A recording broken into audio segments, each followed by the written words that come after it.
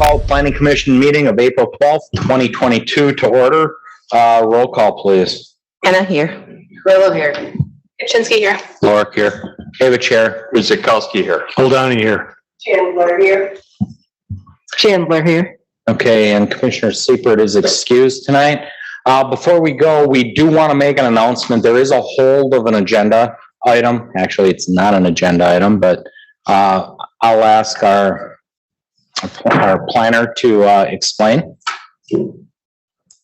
So For the residents who may have received notice for the proposed Edgemont Estates subdivision on Nicholson Road, that was inadvertently sent out as a notice for tonight's meeting. It is not scheduled for tonight. That has not actually been scheduled for a Plan Commission agenda at this time. There are revisions that are anticipated, but you will receive notice whenever the Plan Commission agenda does include that item. So we apologize for the confusion. If you are here for that item, it is not being reviewed at this time. Thank you, Carrie. And again, our apologies, but you are welcome to sit through the planning commission meeting if you like. The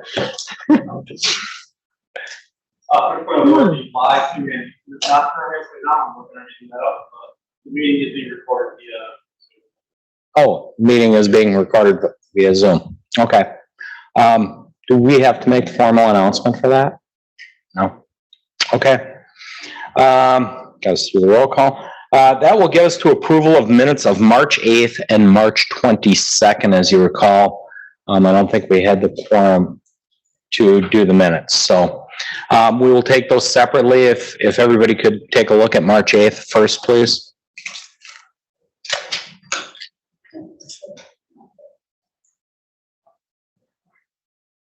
And when you're satisfied, there's no further discussion, errors or omissions. Motion, please. Holdani moves to approve the minutes for the planning commission meeting Tuesday, March 8th, 2020. For the record, Commissioner Oldani made the motion to approve the minutes of March 8th, 2022. Oracle second. Roll call beginning with Commissioner Hanna, please. Anna I. Willow I. Kupczynski I. Lorick, aye. Bukevich, aye. Ruzikowski, aye. Holdani, aye. Chandler I. Okay. Next, we will do March 22nd, please.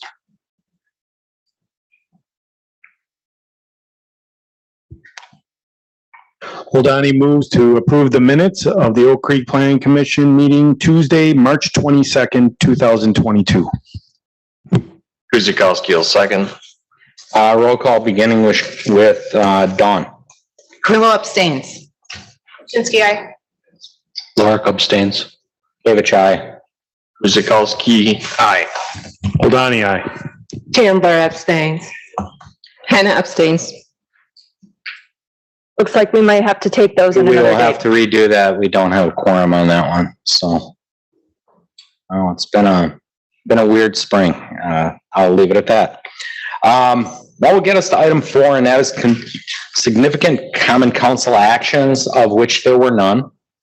Item 5 is Board of Housing and Zoning Appeal actions. As of today, there have been none.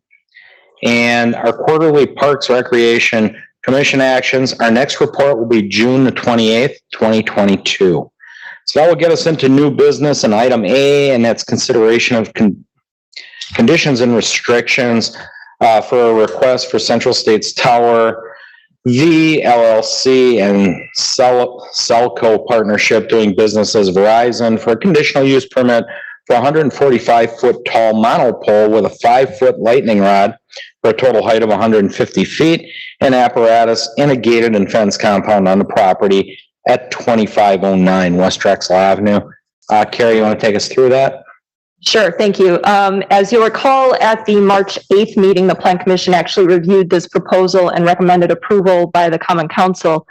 It was requested by the applicant to hold the conditions and restrictions review as there was not an available representative for the March 22nd meeting, hence why there was such a gap between the review of the actual plan and then the review of the conditions and restrictions. So as the mayor stated, this is for a telecom facility that includes a monopole with a lightning rod and a leased area. If you turn to the conditions and restrictions, and I apologize if there were some confusion with regard to the packets, there were some items that were missing. So if you do not have anything, please let me know. The conditions and restrictions are specific to the property. However, there are some things that are specific to the requested use as well. So the property description is in item 1, as always. This is for a wireless telecom site with all appurtenances. If you turn to section 3A, uses allowed on this property shall be limited to those allowed by the B4 Highway Business Zoning District. These conditions and restrictions and all applicable sections of the municipal code as amended. B, there shall be no outdoor storage of vehicles, equipment, merchandise, parts, supplies, or any other materials on the property unrelated to and outside of the wireless telecom site. C, no signs other than those required by law are allowed for this use. Under 4, parking and access. Access shall be via the existing curb cut on Drexel Avenue. No new curb cuts or access points are allowed, and the site shall comply with all requirements per the Wisconsin Department of Transportation's 27th Street Access Management Plan as amended, and the rest is pretty much what we've seen in all the other conditions and restrictions. Setbacks are stated in item 6. Principal structure, accessory structure, and equipment areas shall all be 25 feet from the front and street, 25 feet from the rear, which is the south, and 15 feet from the side. This site does meet or exceed those requirements. Time of compliance, they have 12 months to start. Otherwise, they can come back and ask for an extension. The rest of this is other regulations to be complied with, violations, penalties, revocation, acknowledgement of receipt. So those are the conditions and restrictions. There is a suggested motion for approval on the screen. If there are any questions, feel free to ask them. I believe we do have a representative with us today. I'm not sure if they're joining us via Zoom or if they're in the audience. Okay. If the representative would like a few minutes before we go to commission, feel free, and we'll need your name and address for the record, please. Certainly. Good evening. My name is Michael Long. Do you want to pull the mic down? Yeah. Good evening. My name is Michael Long. My address is 511 North Broadway, Milwaukee. I'm the lawyer for the applicants, and I've had a chance to look at the report and the proposed conditions. Namely, my focus was looking at sections 3 and 4 of the report. And in section 4, we have no problem with the restrictions on the curb cut. And then in addition to that, the compliance with WSDOT's 27th Street, I guess I'll call it a bypass, or I'm not sure the official term in the report, but we don't have a problem with that. One of the things we wanted to clarify and are some concerns that we have in sections 3A and 3B, and the concerns just they're not really concerns. They're more just points of clarification. And I've communicated with staff on this. But in section 3A, it says that the uses allowed on the property shall be limited to those in the B4 highway business. That is from our point of view, as that relates to the tower, that's fine. We're a tenant on this property, and we just want to make sure that we're not in a situation where this tower is going to bring, basically make the overall property and the main use of the property for vehicle storage non-compliant. And I've been in communications with staff, and I think we're okay there, Carrie, from the point of view of the fact that it's the tower itself, the conditional use for the tower on the property will not make the other uses on the property non-compliant because they already are. Is that it? Yeah, the tower has nothing to do with the existing condition of the property. The conditional use is specific, it's issued to the property, even though the use being requested is something that requires this particular document and this particular review. So The cell tower is not making the property any more non-conforming or not making it non-conforming at all. Okay, okay. And then, sort of similarly, in section 3B, it says there shall be no outdoor storage of vehicles, equipment. Well, the property is being used right now by the property owner as outdoor vehicle storage. And once again, we just want to make sure that there are, that this in no way is going to prevent the continued use by the property owner as a vehicle storage yard. And as I understand it, that's not the case.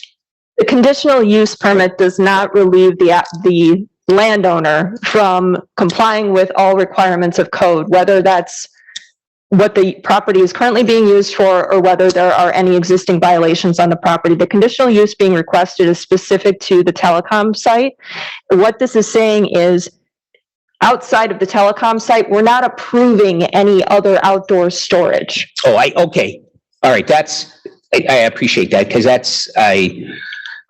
just wanted to make sure that was the case, so. Yeah, if there are Okay. any outstanding violations on the property, that's separate and apart from this particular process. However, this is only stating what's in code right now. So now outdoor storage is actually allowed by the district. If there are certain approvals that are on file that would allow the property owner to continue to use it as outdoor storage, we'll take a look at that. If there's a violation that's separate and apart from the wireless telecom facility.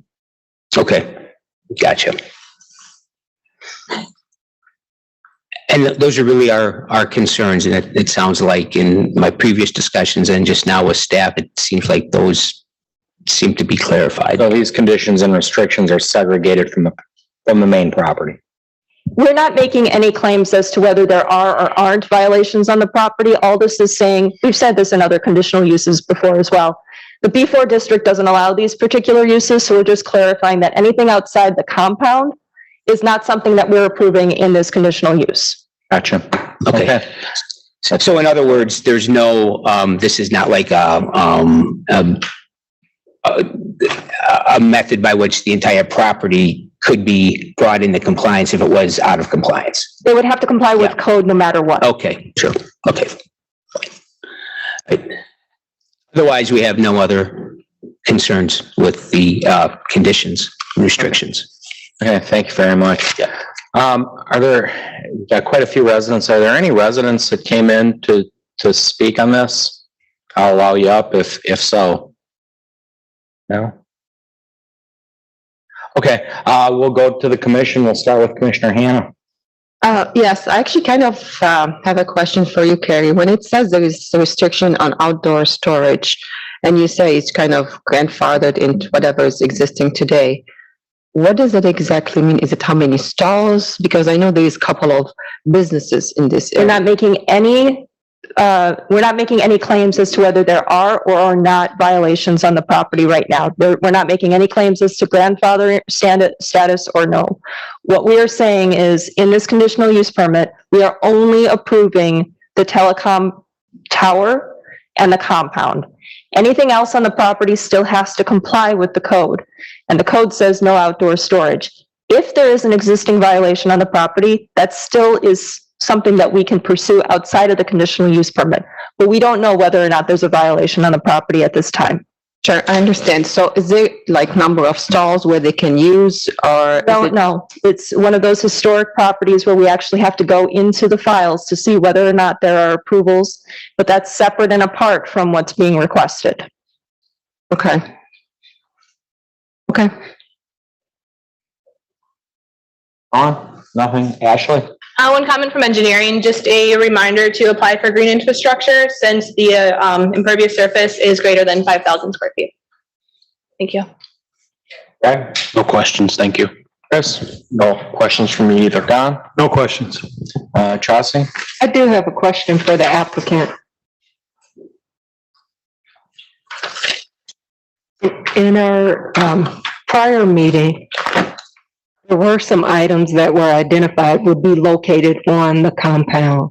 Could you go over that again? Because I just want to verify the details of those items in regards to storage. Yes, so, if I understand you correctly, I think you're referring to, the discussion we had where we talked about the, sort of the drop point for the electric service, the drop point for the fiber service, and then I believe in addition to that, there was a bollard there, and sort of in the corner of where, we were looking to, place those various amenities. And, my understanding is that, we're willing to protect those things and they are within, they have been placed in looking at the site plan, if I'm not mistaken. They have been placed outside the fenced area but inside the easement area so that the utility company and the phone company can get to them. And the concerns were that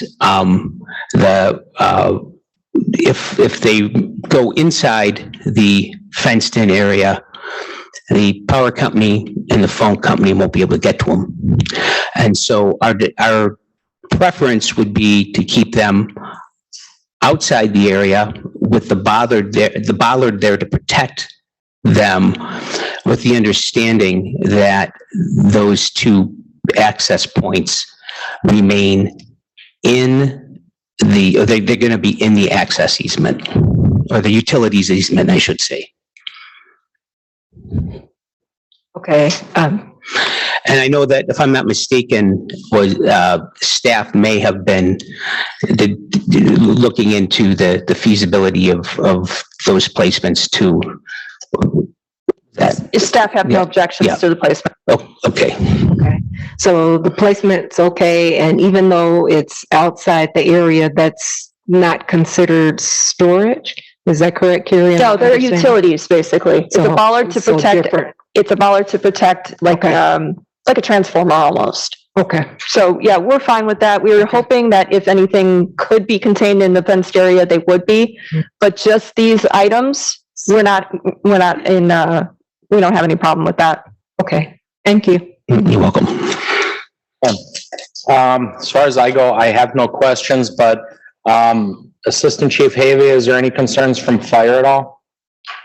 I don't mean to make you walk all the way up, but if you got something, please.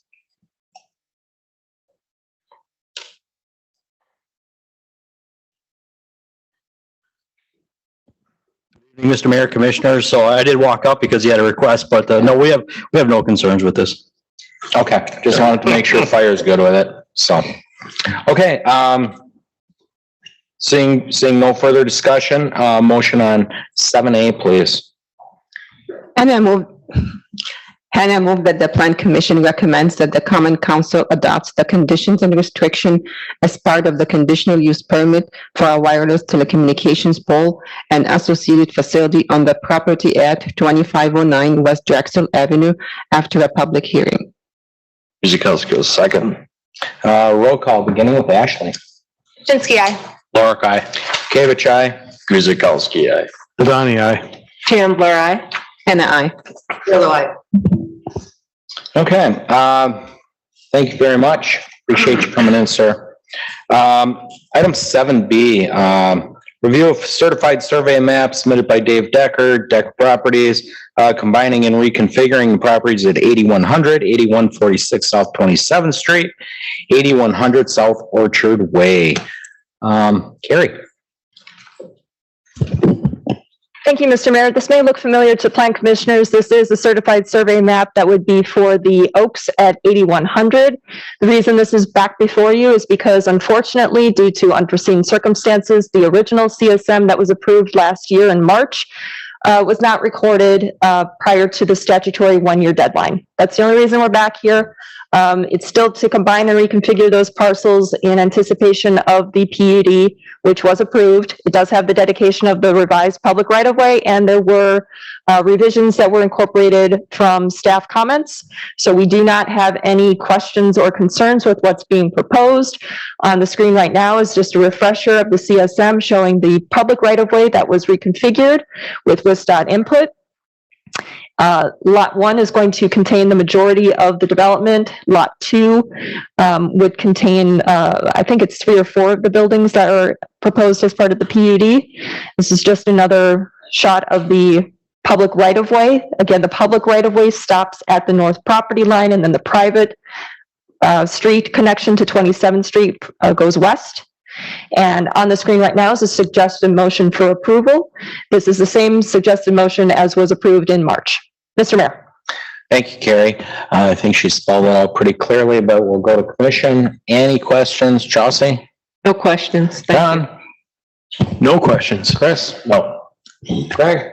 One quick question. In the report, it noted that the wetland buffers were revised per the previous conditions of approval. Did that change on this map, and does that any way affect the approved plans that we already have? The reason it was noted is because it's included in this CSM. Oh, okay. Thank you. Ashley? No questions. Dawn? Nothing for me. Christine? Nothing here. Nothing from me either, so we can motion on 7B, please.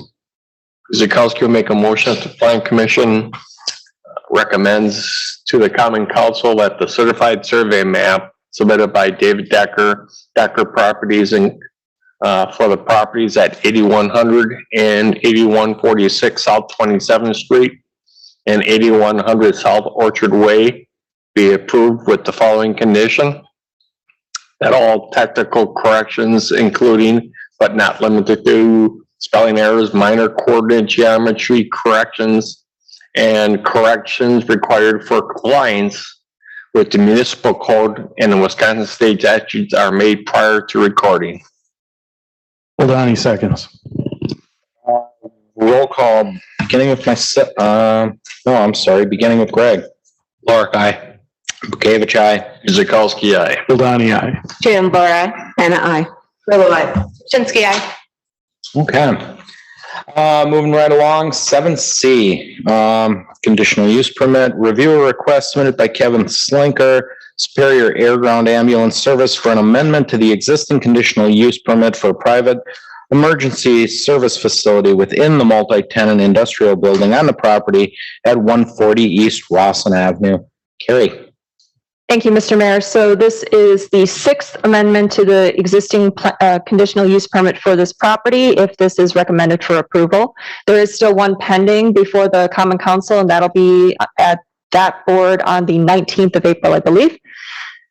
This is for a private emergency service facility. Plan commissioners may recall that we discussed this as being part of the zoning code update. It was incorporated as part of the approved document. So this is in building B on the property, and the associated suites are kind of in the hatched area shown on the screen. So as we previously mentioned, the private emergency service facility is kind of a contract-based service where they provide basic, advanced, and critical care transport to specific areas for which they do have contracts, whether that be through hospitals or a private request or something like that. So this isn't just your general going to be calling, for an ambulance as part of a 911 situation. Although, as we heard from Assistant Chief Havey in the previous consideration, that in the future, should there be kind of like a mass event that needs to have kind of like all hands on deck, that might be a situation where we see these partnerships that come into line. But for the most part, this is on a contract basis. So what the proposal is kind of similar to how the fire department is set up, in the fact that they have kind of like I don't want to say living quarters, but rooms for people who are on call to kind of provide some rest and relaxation. Offices, there's conference rooms for training, private rooms, bath facilities, a kitchen, lounge, and the garage is for the parking of the ambulances themselves. This is a site that would be, or is anticipated to be at some point, 24/7 staffed. And while they don't have necessarily specific parking stalls that were included in their narrative as being part of the lease. What we did was consider that there would be one stall for every 250 square feet required. We only counted the portion of the lease area that was not going to be dedicated to storing the ambulances. We figured that was only fair. So that would require at least, I think it's 20 parking stalls. So that was kind of the one question that we still had, is how many are actually dedicated to the lease?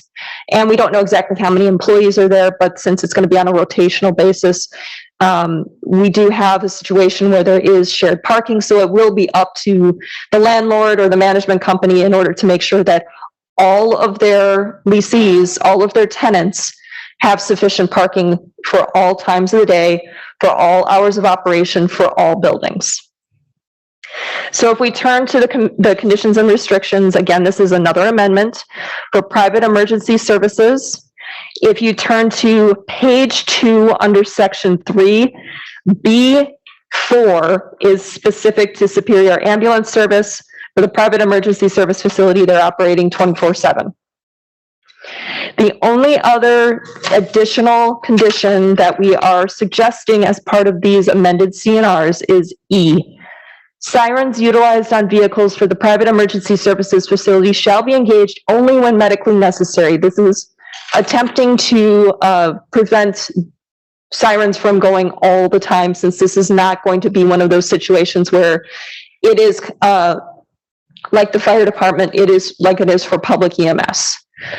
So that's trying to get at those concerns that were raised by the residents that are across the street at the previous review. With that in mind, there is a suggested motion for approval on the screen for Plan Commission consideration. Mr. Mayor. Thank you, Carrie. Is the applicant with us? Would he like to answer, make a statement prior to us going to commission? Good evening, Martha Augustine. My address is 1015 Madison Avenue in Wakanda. Thank you for your time and consideration. We really don't have any comments at this time. I'm just looking to provide service, medical service in the area.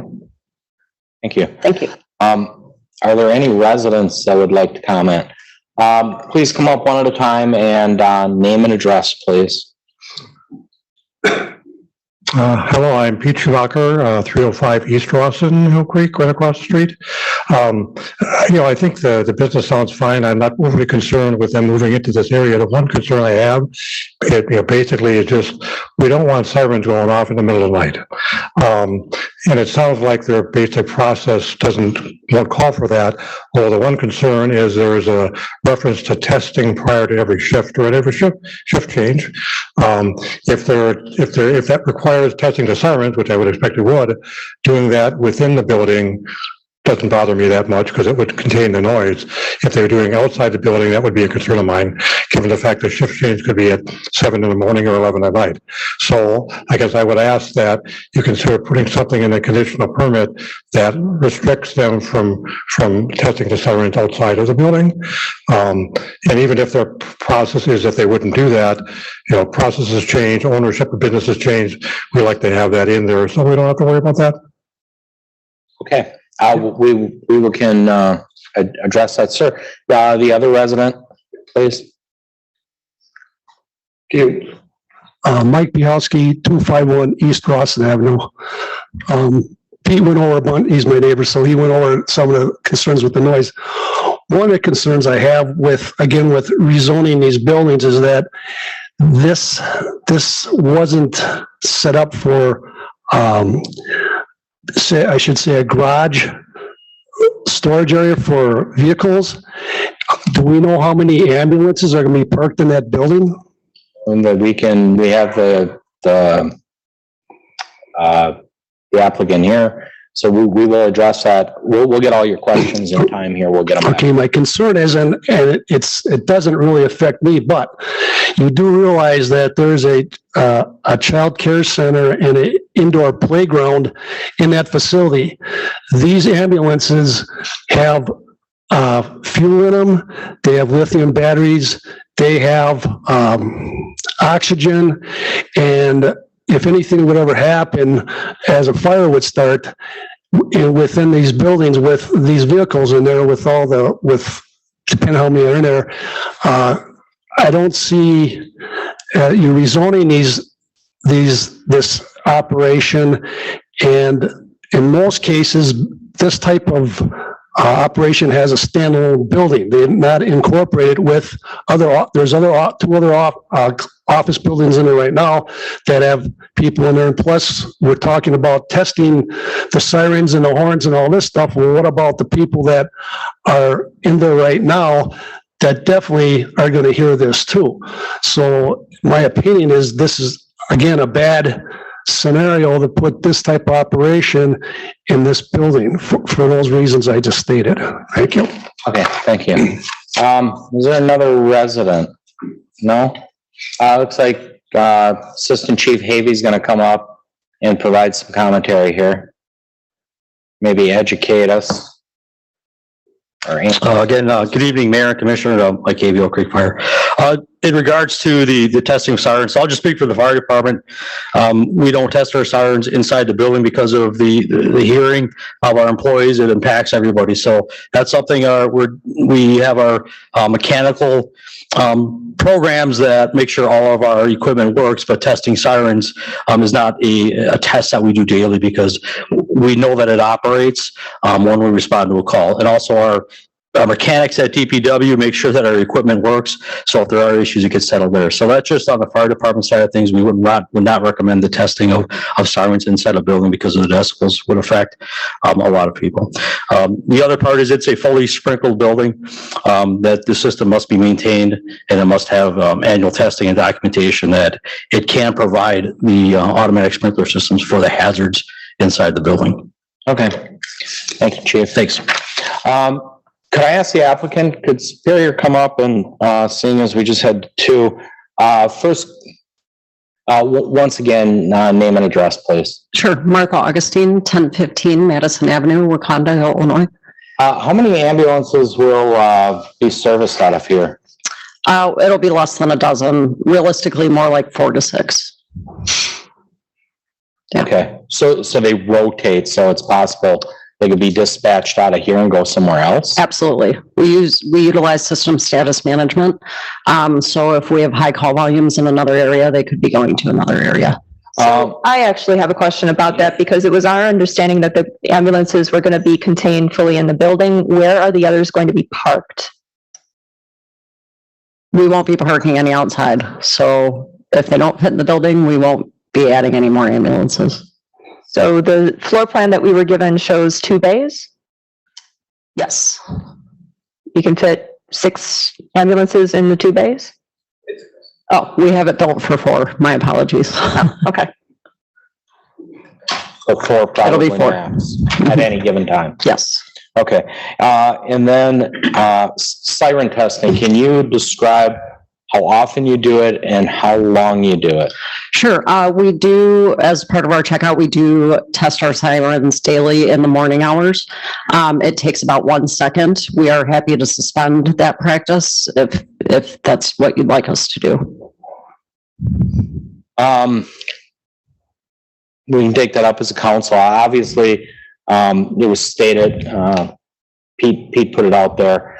I mean, we want to make sure the equipment works when it's needed to work, but by the same token, we don't want to do it at 7:30 in the morning. And Understood. if we could pick a reasonable time, and if you're only testing them for a second, once again, our chief warned about doing it inside and high decibel levels. So, okay, we can figure that out in conditions and restrictions, whether to suspend the testing or not. Okay. I would imagine you guys just kind of give them a zip on the road somewhere. Yep. Quick zip and right off. Okay. That may be the easier alternative and really just keep the neighbors happy. So, okay, if there's no further comment from the public or the applicants, we'll take it to commission. Chauncey, you want to start us out? Sure. I just want to go back to the testing. So can you provide a little more information on when you say testing at 7 in the morning? That's general testing each vehicle and then only once a day, because we were thinking it's per shift. Correct. It would be each vehicle at the start of shift, and shift changes generally in the morning. Are they 24-hour shifts? We will have a combination of 24 and 12-hour shifts. Yes. Okay, so there's a possibility to do this twice a day then for the 4 vehicles?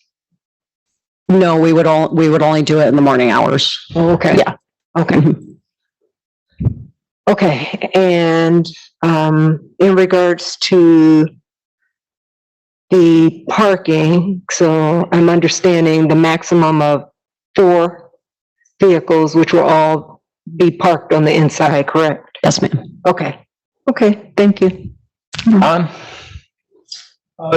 Nothing at this time. Chris? I had nothing, thank you.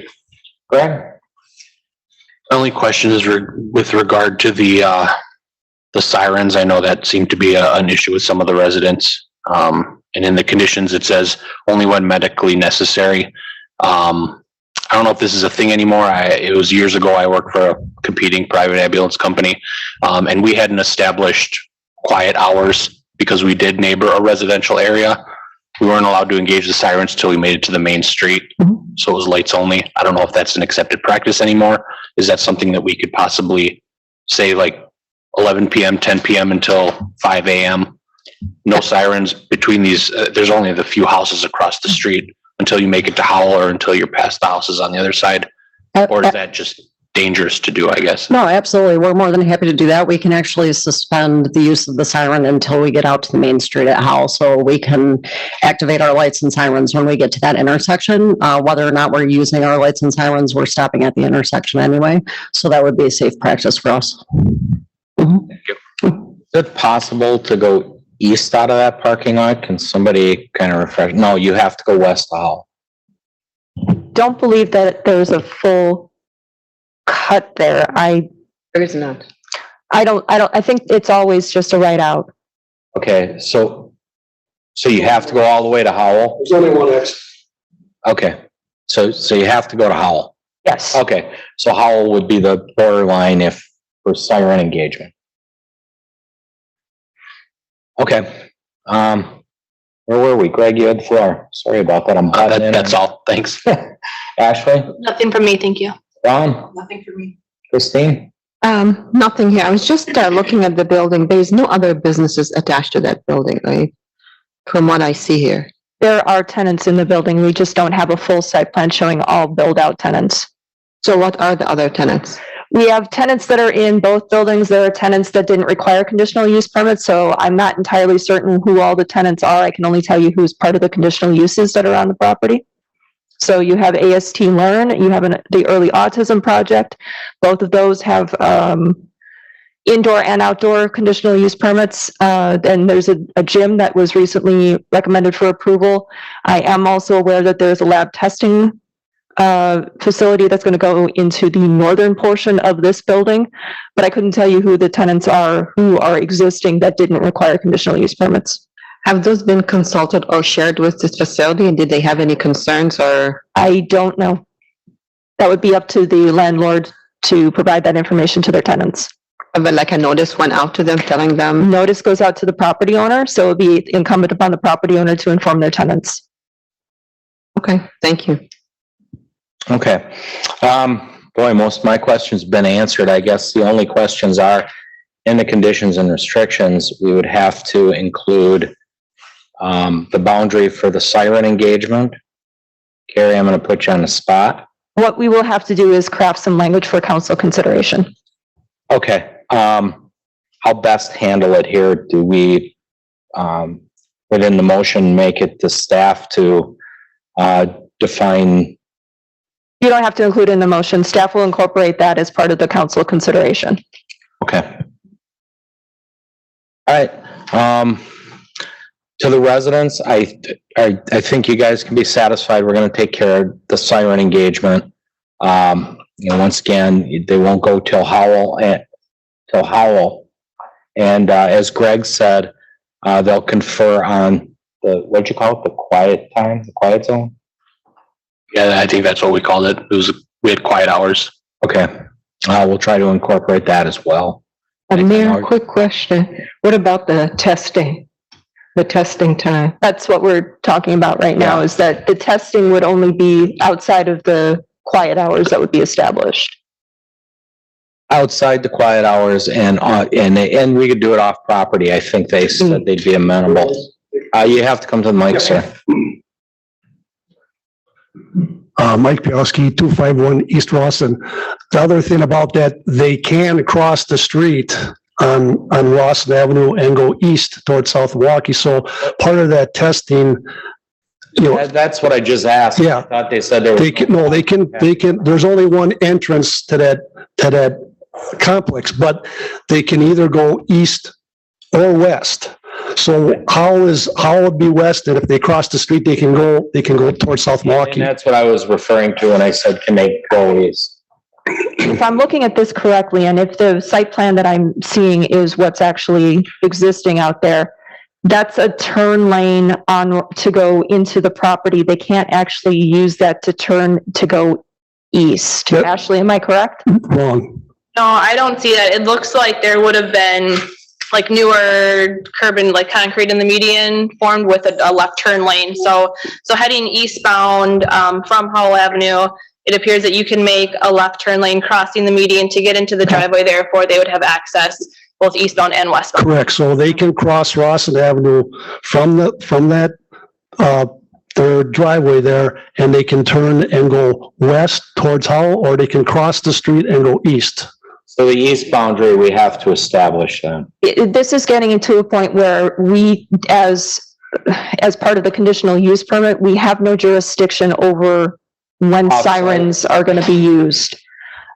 We tried to accommodate it by saying only when medically necessary, but there's really no policing that we can do for making sure that they get to a certain boundary before they turn the sirens on.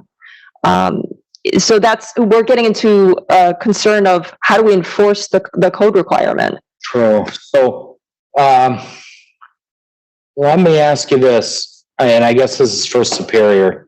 If I could have Superior up here again.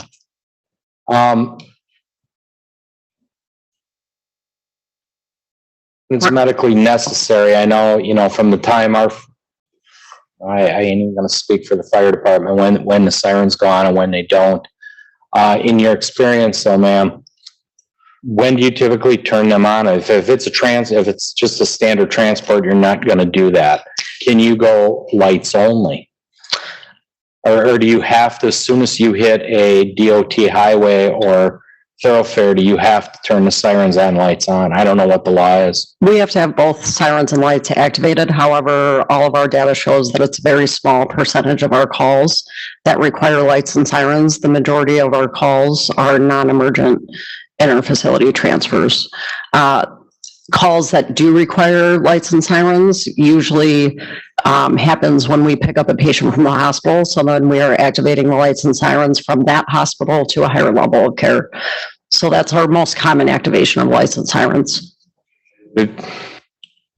Again, would it be fair to say you know where the location is to Howell if you activated them when you hit that main thoroughfare, once you get a little ways away from the residents? Or we can't police that, as Gary said. No, and I would be hard pressed to find language that would be something that we could put in there to address the concerns, to address, what the needs are and what their requirements are that are outside of our jurisdiction.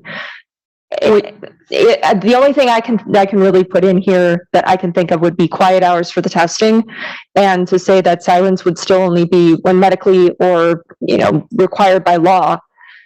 We can't, like I said, saying you cannot use them until you get to Howell Avenue or until you get to however many 350 feet, just random here from the residential.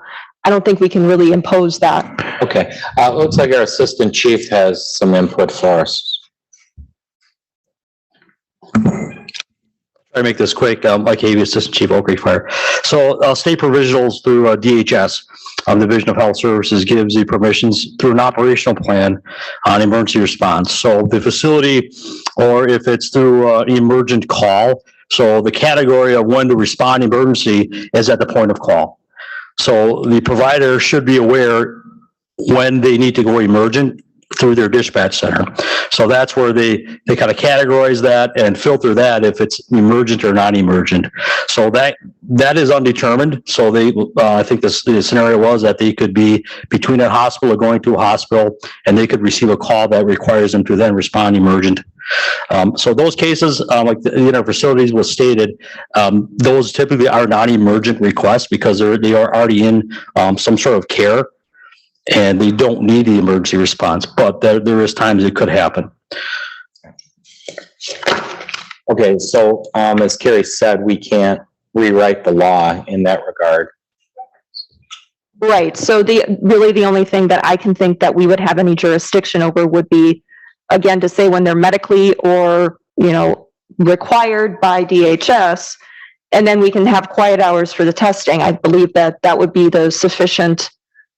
really the only tool that we would have in order to make that kind of a restriction. That's our last word. Need my name and address again? No, Okay. go ahead, Mike. Well, that's the point I want to make here is that you're changing zoning, and again, you're letting an operation operate at the expense of us residents again. You just said that you can't make them not turn their sirens on, so there's no way you're going to tell them they're not going to turn them on or not. So if they want to turn them on and you're changing the zoning to have that sort of operation across the street from us, and we're going to have to deal with it because they don't care. They're not the ones that are going to get woken up in the middle of the night or whatever it may be. If you would have paid attention where Chief Havey was saying at the point of call determines if those sirens and lights go when they leave. It's not every single call. She said it could be a lower percentage. Some days it may be higher depending on the calls. But again, nor can you restrict sirens from our fire department on the roads. I know that. I never. We can't ascertain the same thing from them. So, but you have the point is here, the property we can, and we're making our best effort to do this. Right. But the point is here, you have a choice. You can deny this and have that kind of operation across the street from us where you're not putting us in this situation. That's the point. Thank you. Okay, so Carrie, back to what can we do on the property within the restrictions? What we can say is that the sirens have to be used when medically necessary or as required by state law. That testing shall not occur, outside of designated hours, and we can determine what those hours would be. If they're okay with no testing prior to, let's just pick a time, 9 a.m. and nothing after, let's pick another time, 6 p.m. And like I said, I'm just picking random times here. That would be something that we could impose as part of the conditions. As far as restricting sirens altogether, we don't have that. We're not able to do something like that. So sirens, be they from fire department, from police department, from neighboring jurisdictions, the sirens are outside of our control for a lot of this. Okay. I do have a quick question. So who's actually responsible for this? Is it the landlord or is it the tenant? It would be both. Okay. Okay. So the conditional use is requesting something for which the Superior Ambulance Service would have to abide by. And it's ultimately the landowner's responsibility to ensure that whatever is granted on their property is followed. So if there is a violation, there's two ways that we can go about it. We can go about it by talking to the landowner, which is the appropriate way as well. But we also have a tenant that is responsible for abiding by these conditions and restrictions. So we do have those mechanisms in place. They're all required to abide by them. And then Mayor, I have one additional question for the applicant.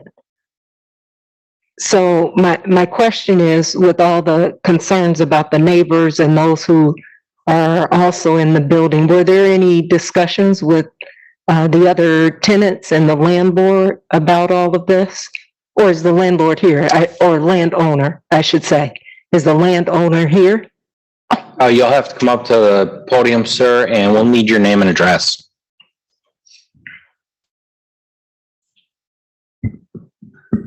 Good evening, Jason Akilski. My address is 931 Hickory Hill Parkway, Hubertus, Wisconsin. And I'm not the landowner, but I'm a representative here on behalf of St. John Properties. Okay. So I was just trying to better understand the potential impact this could have on not only the residents, but also the other tenants that are in this area. So were there any communications with everyone in the area to go over the details?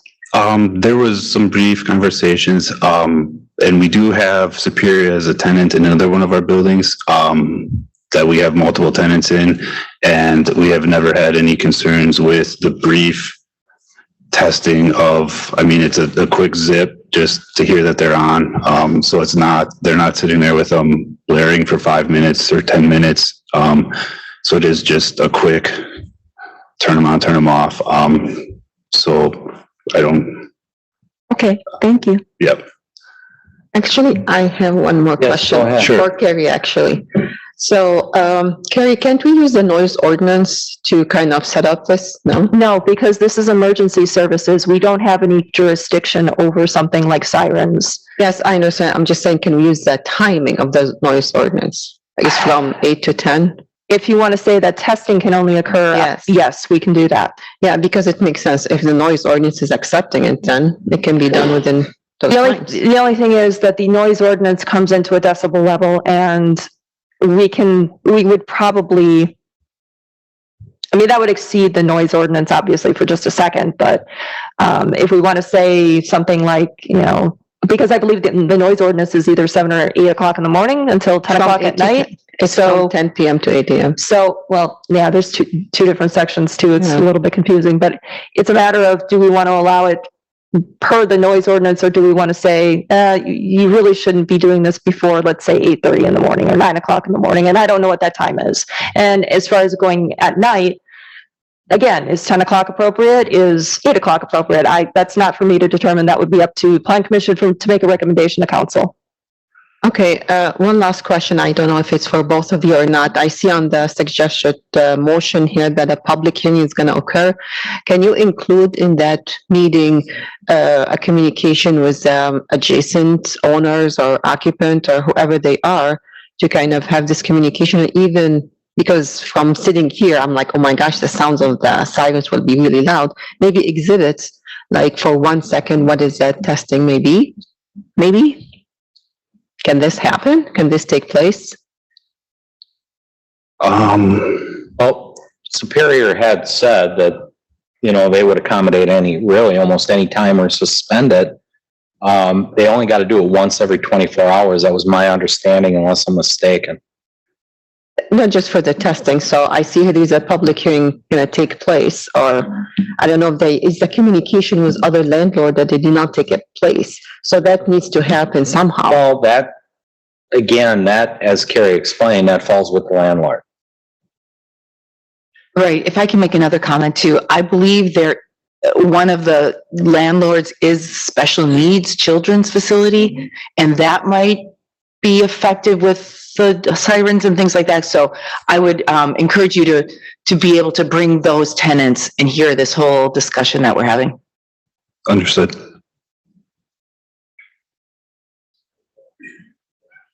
Just to put this a little bit in perspective with this, not the testing when sirens are needed, and probably anybody here can chime in.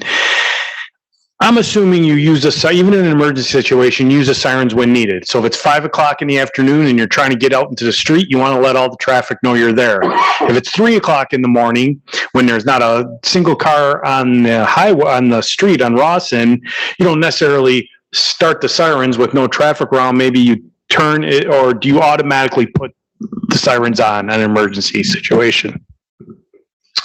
If we are required to activate our lights and sirens for an emergent response, then we have to have the lights and sirens going. But as I said, very few of our responses are emergent. We're mostly interfacility, very basic medical transports. Okay, thank you. Yeah. Yes, I'll just say one last thing about the sirens. I know that we can't police it, and we're not going to put any conditions conditions and restrictions. But it sounded like you were somewhat open to have at least a buffer. So, can you at least consider maybe some type of internal policy during the middle of the night hours? Of course, we actually have internal policies in place in other locations at the requests of towns that we operate in. So, like I said, we just want to provide a medical support to your community, and whatever you would like us to do, we're willing to consider and put into our internal policy. Yeah, that would be a continued conversation with staff to establish that. I just want to make sure, please coordinate with neighbors. I don't know how Carrie can communicate that. I know it's on the landlord to do so. Yeah, it's on the landlord because we don't have a full tenant list. It would have to be from the landlord to make sure that there is that communication. So I don't know if you can send this message to him or her, or you, sir, can do that. So it Yes, just, the message here right now is please make sure landlord representative, landowner representative, please ensure that you have a conversation with your tenants about this proposed use. Understood. Thank you. Okay, thank you. Okay, commissioners, what you want to do? We got a motion. One way or another, we got to go.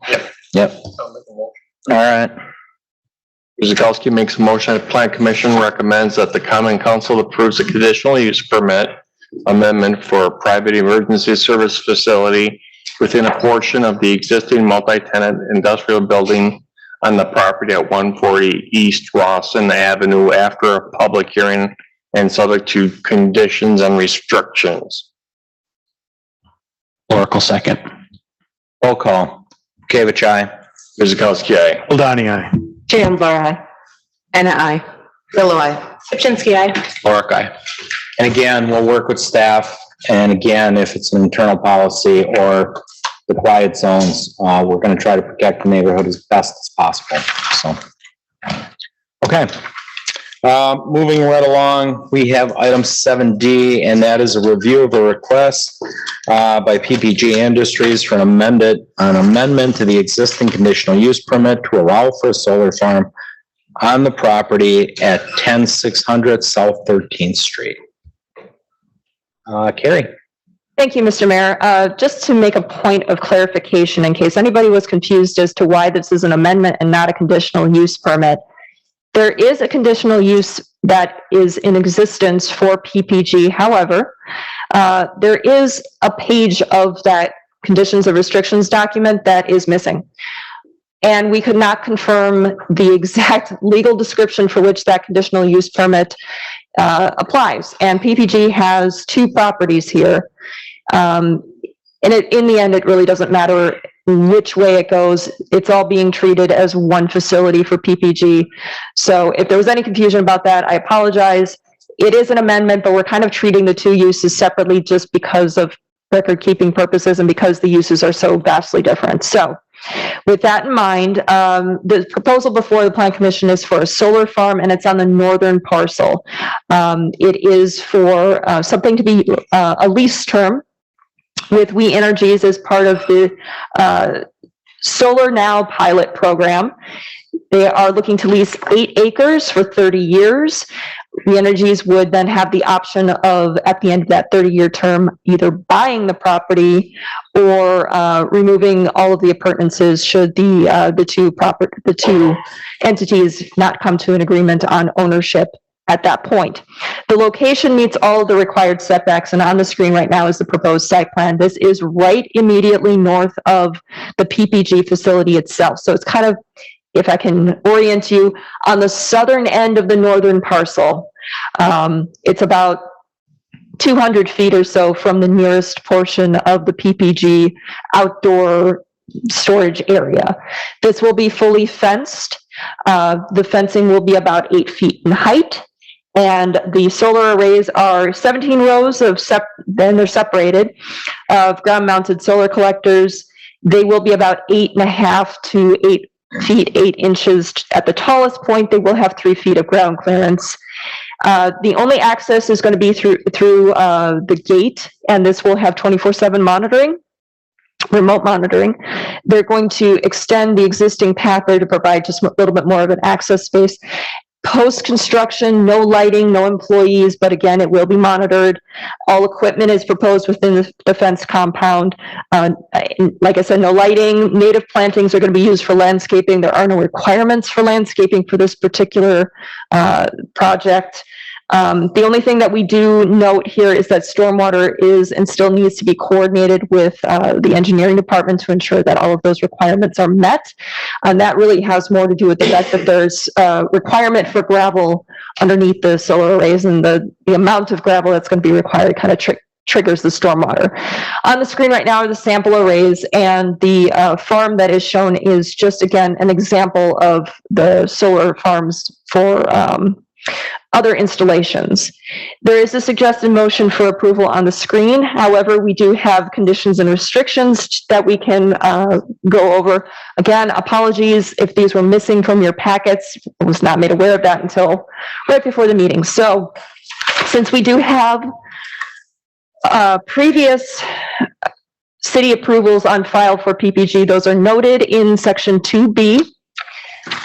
And if you go to section 3, the site and use restrictions, maintenance and operation requirements, uses allowed on the property shall be limited to those allowed by the zoning district, the approval ordinances and resolutions, the conditions and restrictions that are proposed, all plan commission approvals and all applicable sections of the municipal code is amended.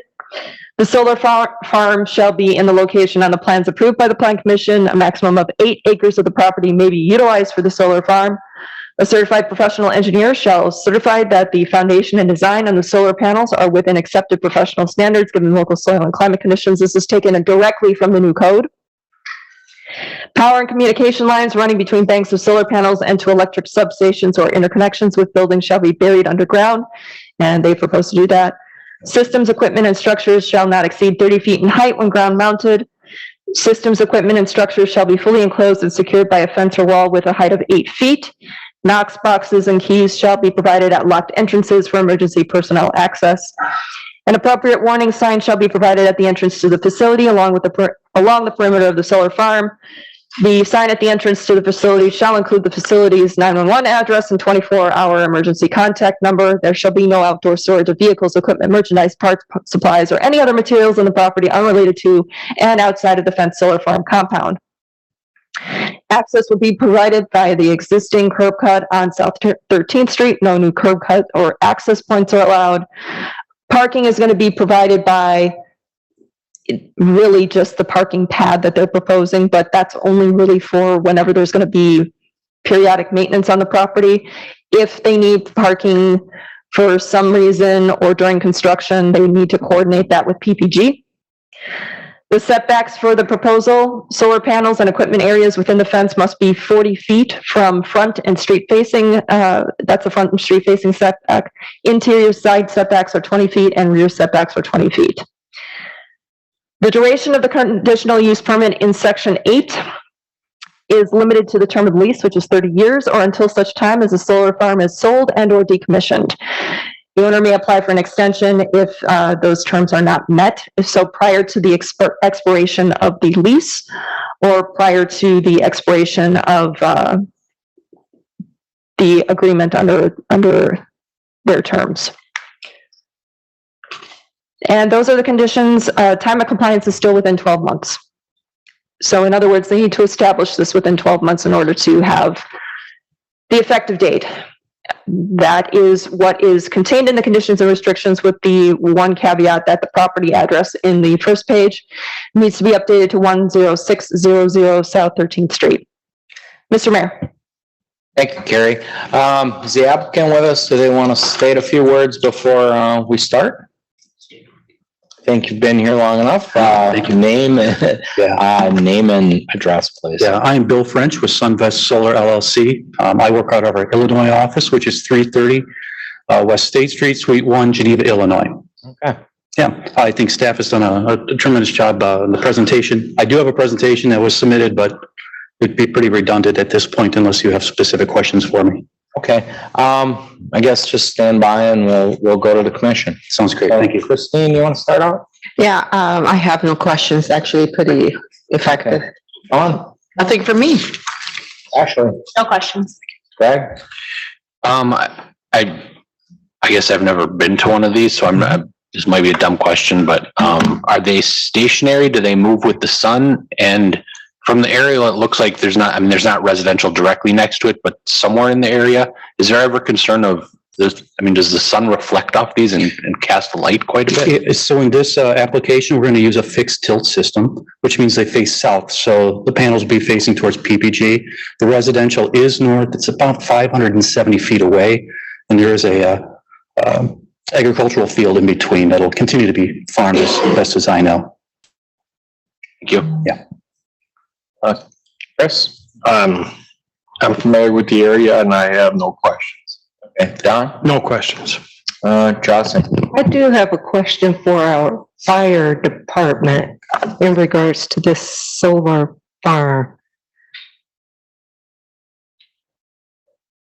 Getting your steps in tonight, Mike.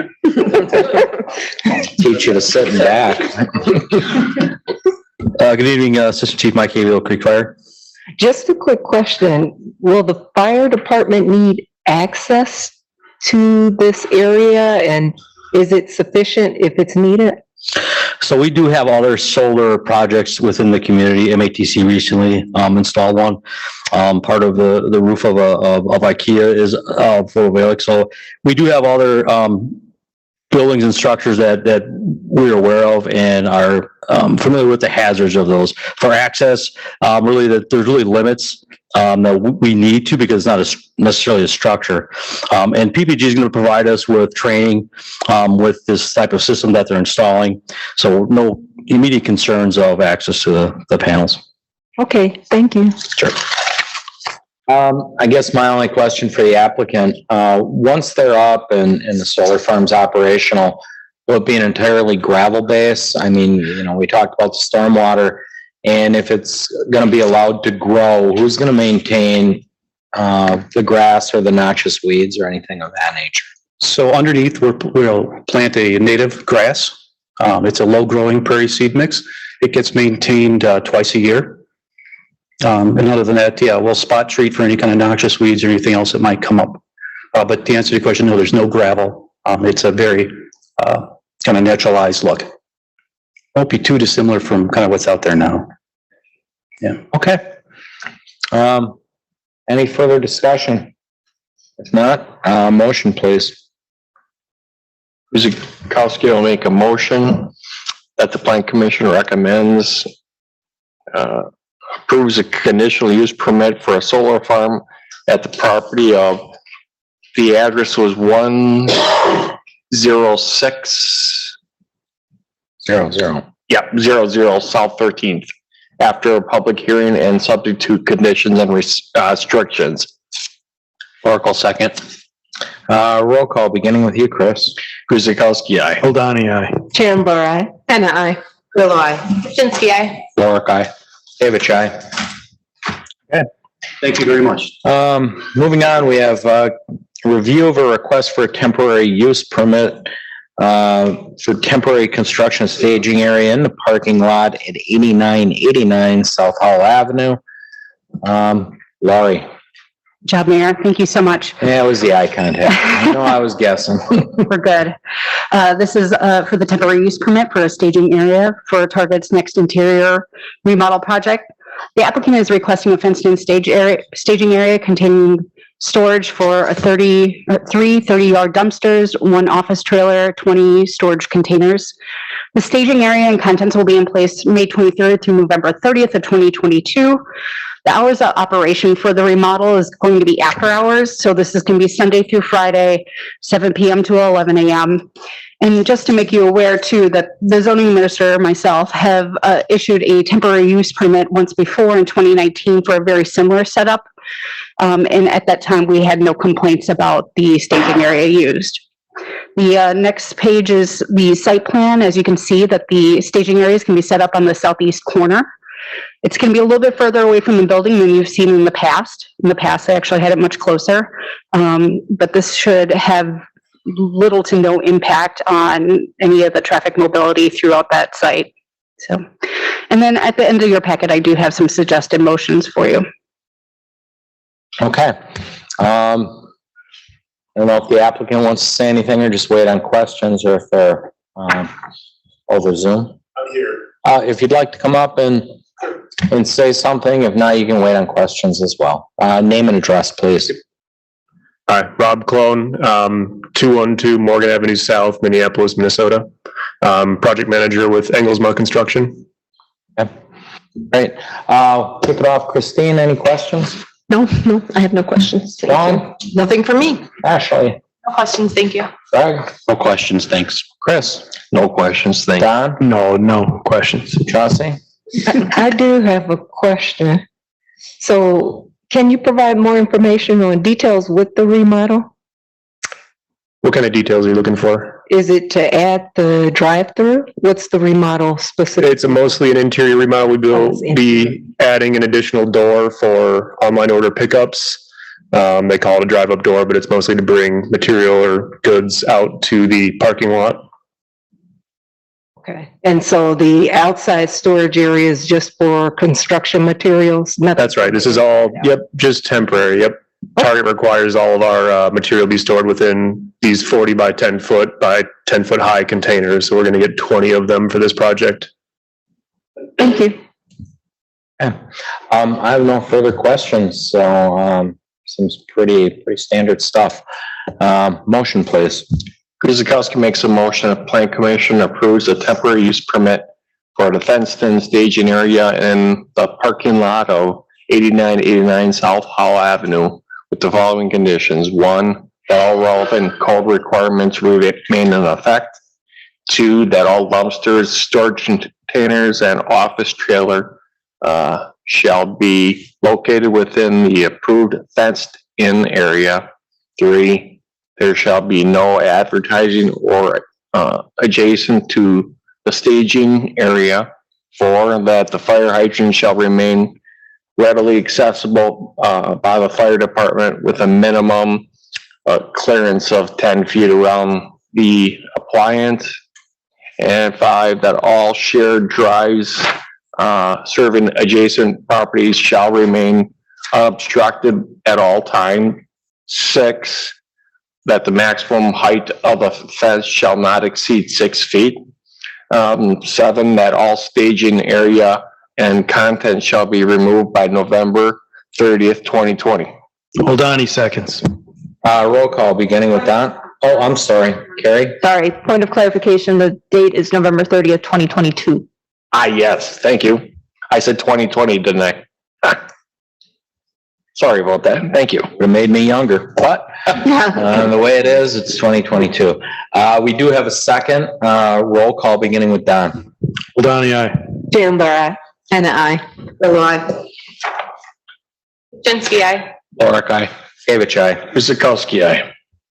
Okay, thank you very much. Gets us to F, review a request, Matthew Flashberg, Target Corp. for an amendment to the existing plan unit development on the property at 8989 South Howell Ave. Carrie? Yes, thank you, Mr. Mayor. This is kind of directly related to the construction project because what we're talking about here is an additional sign for that drive-up area that was just mentioned. There is a PUD that affects both the Target property and the outlots that are adjacent to it. The proposed amendment is specific just to Target. There were very specific requirements in the PUD as for what was allowed on the Target building when it was initially constructed, and then they asked for another amendment to allow one other sign on the east elevation. I think it was 2016 or 17, I don't recall. So this is asking for one more sign on the east elevation, no other changes. So what I've done is highlight in yellow the location, the proposed location of that additional sign. This also shows the other signs that are on the east elevation. So you have the CVS Pharmacy, you have the Target Bullseye, and then you can barely see it underneath the canopy, but there is an order pickup sign. The 3 signs are existing. This would be a 4th. And this is what's being proposed. However, I want to caution the Plan Commission that just allowing the PUD amendment to move forward does not mean that this sign is actually approved. This just isn't allowing, this is just allowing the sign to move forward to the next step. So currently in the PUD, it's written that one primary logo sign not to exceed 200 square feet in area is allowed on the east elevation. One secondary pharmacy sign, which is existing, not to exceed 36 square feet in area. One primary logo sign not to exceed 144 square feet in area on the west elevation. And then if approved by the Plan Commission through the required sign appeal process, one additional secondary sign related to the principal business not to exceed 25 square feet may be allowed on the east elevation. So that was the order pickup sign that was last approved. No wall signage is permitted on the north elevation of the building facing a residential zoning district. All signs shall comply with the review requirements in accordance with code. So that's what's existing. What's being proposed is this additional drive-up sign, the fourth on the east elevation. So all told, the combined square footage on the east elevation would be approximately 334.5 square feet. So again, sign appeals or permits would be required if this amendment were to move forward. Staff is in support of this. And the conditions that are proposed are included now with your packets. Apologies for that. That includes the elevations showing the existing signage and the proposed signage. And it just says here under section 9B5.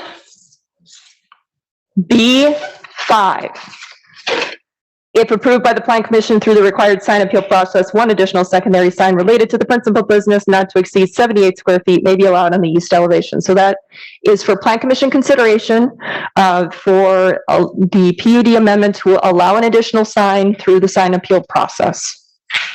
And there's a suggested motion for approval on the screen. Mr. Mayor. Thank you, Carrie. We'll go right to the council commission. Wrong night. Christine, you want to start? Yeah, I have no questions. Thank you. Okay, Dawn, Nothing for me. Ashley, Nothing for me, thank you. Greg, Is the applicant here? The applicant is available by Zoom. I just have a question for the applicant. I'm curious as to, is it redundant to order pickup and drive up, or are those two different things that they offer?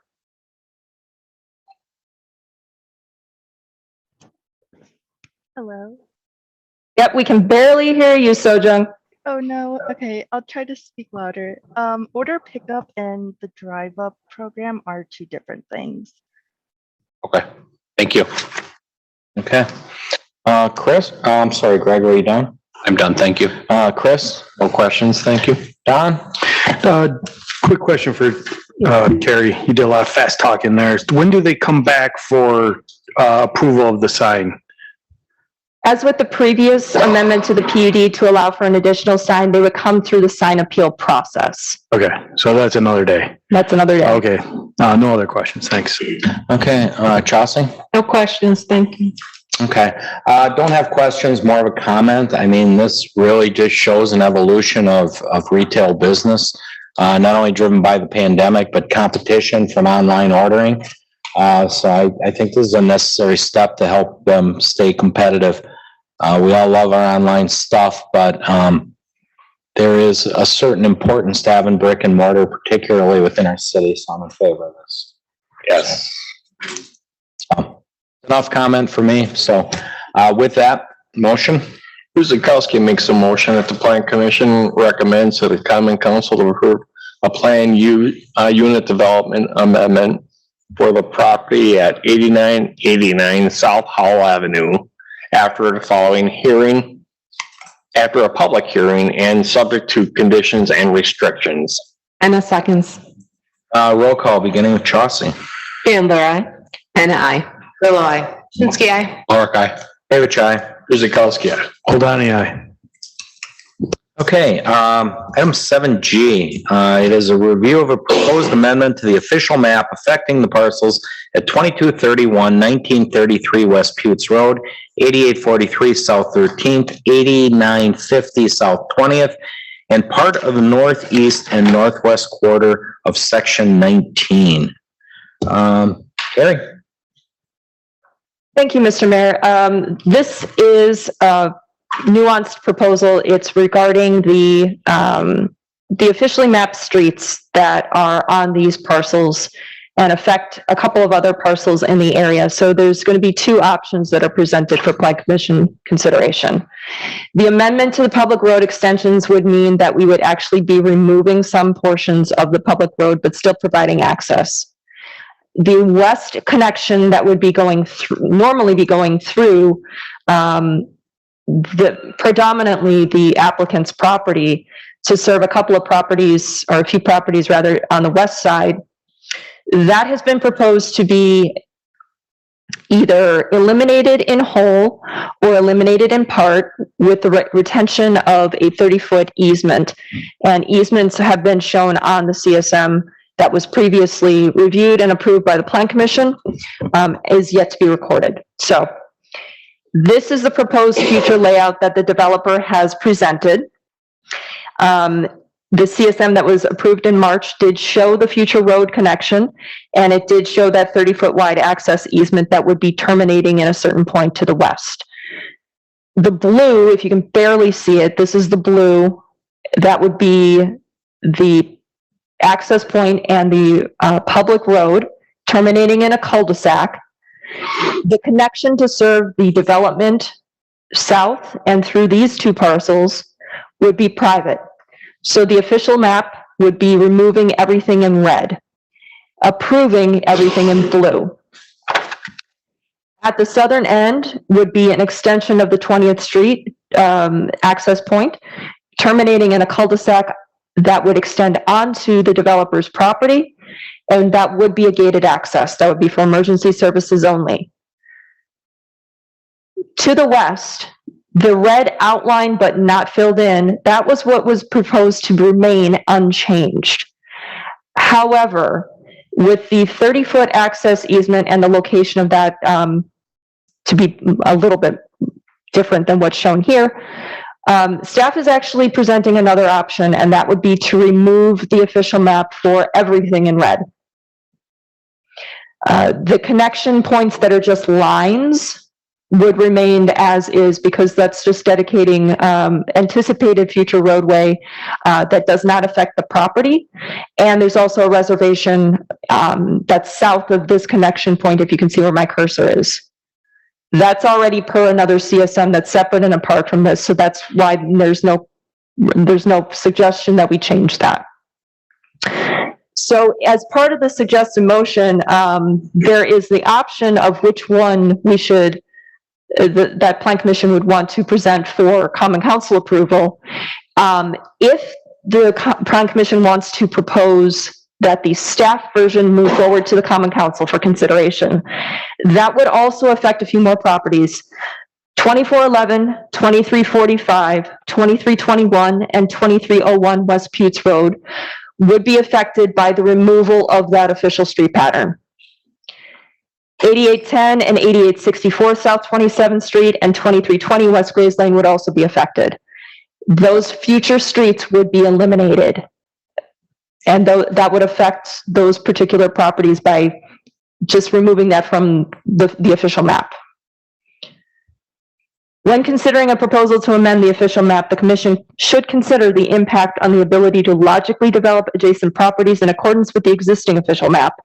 Nearby property owners may have an interest in maintaining certain aspects of an official map if it provides them the future opportunity to subdivide their property in a cost-effective manner. If a person is proposing to remove this opportunity or to alter it, they need to demonstrate that any adverse effects on the property owners involved will be offset by the benefit to the neighborhood. In other words, a property owner should not be able to amend the official map to maximize the development potential of his or her property at the detriment of surrounding properties. With that in mind, there is a suggested motion, and again, the highlighted areas on the screen are those that are included in the staff proposal. If the Plan Commission does not wish to recommend the staff proposal, you would not include the highlighted addresses. Mr. Mayor. Thank you, Carrie. Sure there'll be some little bit of discussion on that. Chauncey, you want to start us out? Sure, I do have a question. I don't know if it's for you, Carrie, or the applicant. So I'm just trying to better understand the impact of removing that second set of, well, let me say it differently. From removing the future streets that were identified per the applicant's drawing. Just what the impact would be for those neighbors, those houses. Right, so really in this particular layout, most of the official street pattern would be contained on the property that is owned by the developer. It crosses over this property here on the southeast corner. It crosses the east end of an already developed parcel on 27th Street. And then it slightly crosses over into a parcel that is accessed off of Gray's Lane. Well, actually, it's not accessed off of Gray's Lane. It's kind of like a remnant parcel behind a developed parcel on Gray's Lane. This connection point through unplatted lands here, that could remain. This line that kind of extends down from there that almost looks like it's an error. That's actually half of a road reservation. The other half is already dedicated. That's per a different CSM. This cul-de-sac here just does not really make any sense for any kind of development purpose whatsoever. That's why staff is proposing this layout, because those road patterns just don't seem to serve a purpose in their current layout. That doesn't mean that future access in a different configuration to serve these properties in the future would be eliminated. We're just saying this pattern doesn't make any sense anymore. Okay. And so based on that, I do have a question for the applicant.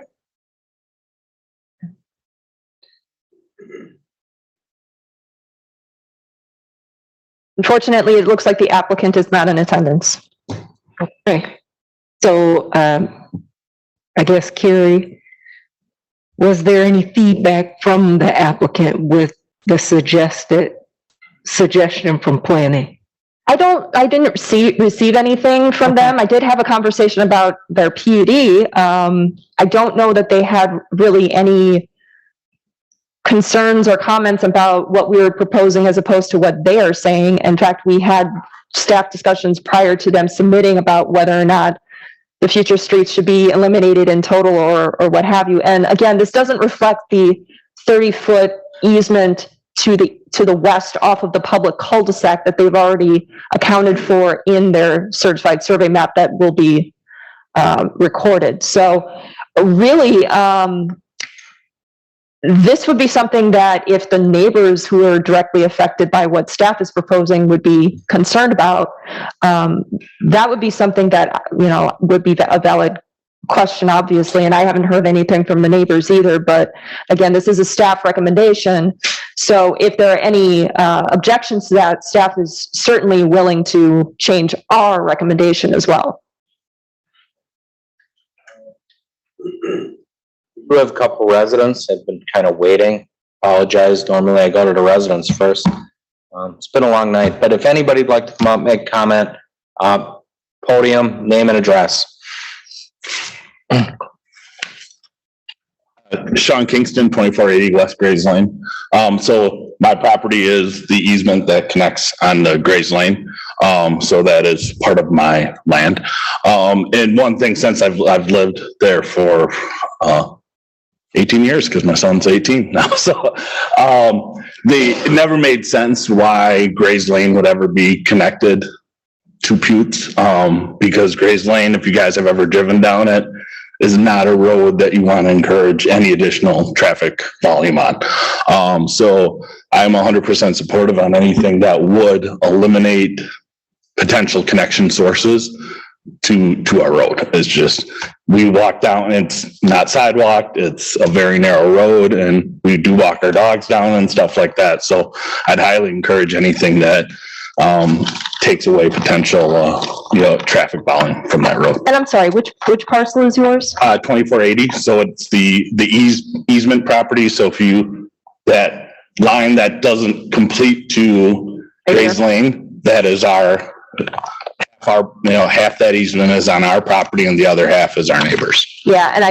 I do think that really the access point, we almost presented a third option, which was to terminate the public road here. Well, not public road, but the official map here, because it would then provide that access to the unplatted lands. But since that line already provides that access and it's half and half, then it was relatively easy to make an interpretation that they would still have access to that unplatted land and wouldn't necessarily affect any of the other lands, because that's mostly owned by the developer. So just food for thought. Okay, thank you, sir. Come on up, sir. Unfortunately drew the back end of the planning. Well, that's okay. Sean Paul, 8864 South 27th Street, on that as well. My only question is the road proposed to come through my property, is that just for future if I should decide to sell it, or is this something that they're gonna take away, or what is that? It's a future road pattern, so this is not anything that we're saying is going to be constructed. It's just, the official map is from like kind of the 60s, and it's been amended over the years, and it was kind of drawn without necessarily regard to how the future platting of the area would be. We have lots of future roads on the official map that don't necessarily correspond to how the actual development has occurred in the area. So this may be something from the 60s that made sense at some point whenever they were thinking that it could be developed with residential subdivisions. Okay. It's not necessarily really conducive to that anymore with how the remaining land around it was developed. So if we remove it, it just means there won't be a future public street there in this configuration. Okay, thank you. Anyone else? No. Okay, Chauncey, I guess if you finished? Yes. Okay, I'm done. Don? Thank you. No questions. Chris? This is in my district. I've not received any phone calls about the most recent change or recommendation here. I would be in favor of staff's the red one that's on the screen right now. Thank you. Greg? If, with the staff recommendation, if those future roads are removed, if that area ever gets developed, does that indicate that it would be private roads off of the cul-de-sac off of Putes, or would I guess the development in that area ever come off of Gray's Lane? How would that be accessed if it is developed? Right, so the 30-foot easement is actually providing access to the west for a future private connection. But it's just an easement at this point, and it's only providing it to the property line, I believe, because most of the property to the west is still owned by the developer. It was divided up by CSM, but it's still owned by the developer.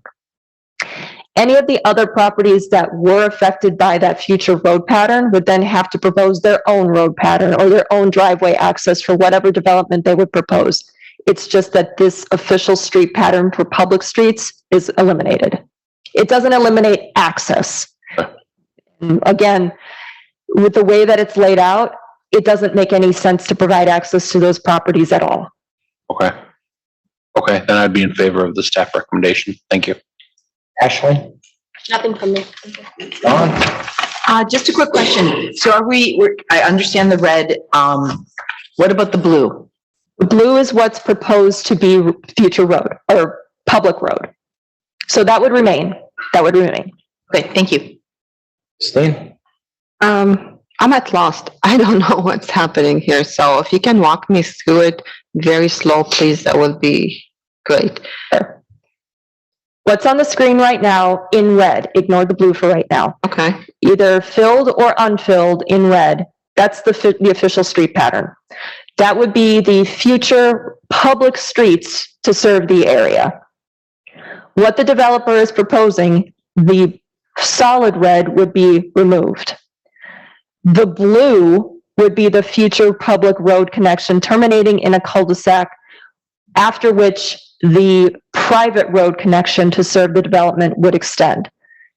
Also off of that cul-de-sac, and I'm talking about this one right here, is that 30-foot easement that's part of the CSM to provide access to the west in a private configuration. The rest of this that's in red but not filled in, road patterns remain. No change there is what they're recommending. And then this blue area, that's extending, it's already part of the official map, but what they're doing is just slightly changing the configuration to put the cul-de-sac and the extension of 20th Street on their property. That's still going to be public right of way, but it would be a gated access for emergency only. And also this blue cul-de-sac would be the public portion to remain. What staff is saying is anything over on this side and this cul-de-sac here, which is not filled in, we would just eliminate those as well, because they don't necessarily provide any real access to those properties.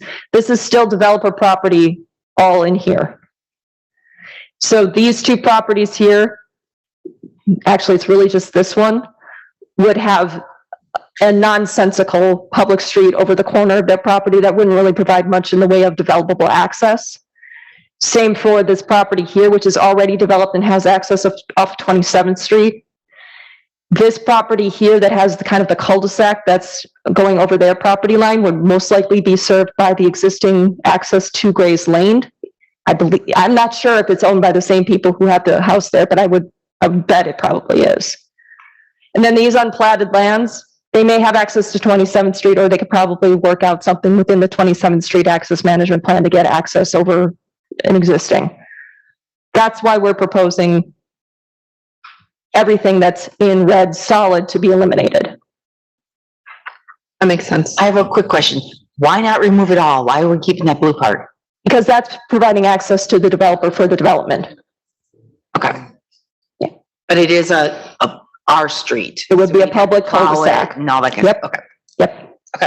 All the red will be removed, just the blue from both access to Gray's Lane, the bottom one and the cul-de-sac one. Right, all the solid red would be eliminated, the blue would remain, and just the red lines would remain too, because that's just right of way.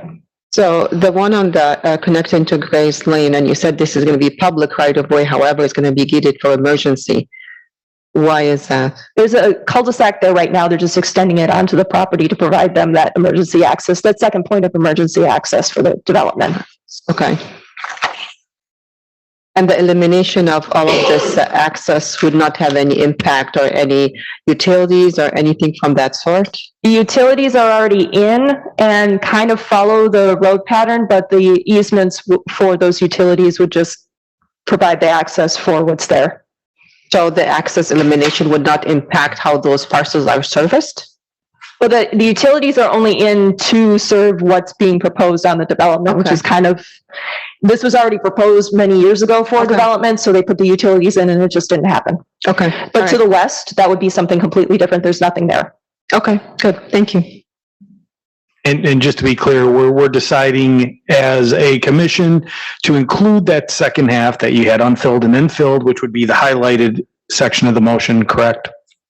If you're proposing what's on the screen right now, which is staff, you would include the highlight. Yeah. If you want to propose what the developer has, which is this, which is on the screen, do not include the highlighted. Yeah, I'm in favor of including it all. Get rid of it all, include the highlighted part in the motion. Okay, there's no other comment. I'll be very brief about this. I think Carrie said it very well. Wipe it clean, as staff is saying, and we're not denying access. So there could be something in the future, be up to them to redraw the roads to where it goes. So, even off 27th Street, there's that hotel there, and if it ever got, together and somebody acquired it all, they could figure it out then, as long as there's access. Right, and that western access for, that the easement is shown on the CSM to provide, future access off of that public cul-de-sac, that could be a private road. There could be a private road configuration that serves all of these properties in the future, if they wanted to. It's just removing the public street component. Correct, because it currently does not make sense, as she explained before. So I would favor, our staff's always right, they get it, they're good. Okay, any other questions, comments? We're all clear? Sir, you want to come on up? I just wanted one more point of clarification. need your name. Okay, sorry, Sean Kingston, 2480 West Grays Lane. The extension on 20th, how close will that be getting to Grays? Will that, because right now that's very close, so if that's extended, will that touch Grays, or is it still gonna be, are they still gonna be separated? I think they're still going to be separated. It's not necessarily that we're trying to connect Grays Lane to that 20th Street. So whether it gets close with the design, I can't tell you exactly, but the intention is not to connect, to provide additional access from Grays Lane to 20th Street and vice versa, if that's what the question is. Thank you. It will remain. Again, I don't know why it is that way. It's kind of odd, in my opinion, but I'm sure you guys like it that way, so. There was at some point of a plan to connect. Yeah. And connect all the way to Putes. I would think for fire, DPW, things like that, they probably got some things to say, but it's gonna remain, so. Okay. I have no further comments. If commission doesn't, we'll go to motion. Guzekowski makes a motion that the Plan Commission recommends to the Common Council that the official plan map for a portion of the mapped unimproved future right-of-way affecting the properties at 2231 and 1933 West Putes Road, 8843 South 13th Street, and 8950 South 20th Street, 2411, 2345, 2321, and 2301 West Putes Road, and 8810 and 8864 South 27th Street, and 2320 West Grays Lane be amended as presented after a public hearing. Buckle second. Roll call, beginning with Christine. Anna, I. Bill, I. Pipchinsky, aye. Mark, aye. David, aye. Guzekowski, aye. Goldani, aye. Chandler, I. Okay. Thank you very much. Thanks for the wait. Appreciate it. Item H, review site landscape lighting and related plans submitted by Phil Purpuro, CW Purpuro, for a proposed parking lot on the properties at 7030 South 13th and 1190 West Rawson Avenue. Carrie. Thank you, Mr. Mayor. You may recall that these properties were subject of a certified survey map from February that has yet to be recorded. The proposal is for a parking lot on the former residential property that will become part of the parcel that includes the existing building. The existing building is where the Purpuro offices are housed. As part of that certified survey map, there was a recommendation and a condition of approval that was also included in the council's approval regarding rezoning the property, and that's to eliminate the split zone configuration. That is forthcoming. They wanted to kind of separate that from this particular review. It doesn't affect any of the setback or other requirements for this review, but we do need to make sure that prior to any work being done on the property, that the certified survey map is recorded, and there is the reason for that is part of the conditions that are recommended for approval. That has to do with green and open space and stormwater requirements. Due to the fact that some of this property is currently asphalt and concrete, the open and green space requirements and the stormwater is really particular to what's being proposed versus what's existing. So going to the proposed site plan, everything that is in that hatched area is currently asphalt or concrete that is going to be eliminated and reseeded. And the parking lot is going to be on the west side of the building. There we go. So what's on the screen right now is actually the landscape plan. I don't think you can actually see where the proposed light poles are. I believe there are 2 or 3 that are proposed. Essentially, the parking it's being moved from one side to the other, and there are, kind of conversations that are happening with regard to what happens to the bulk land, but that's for another day.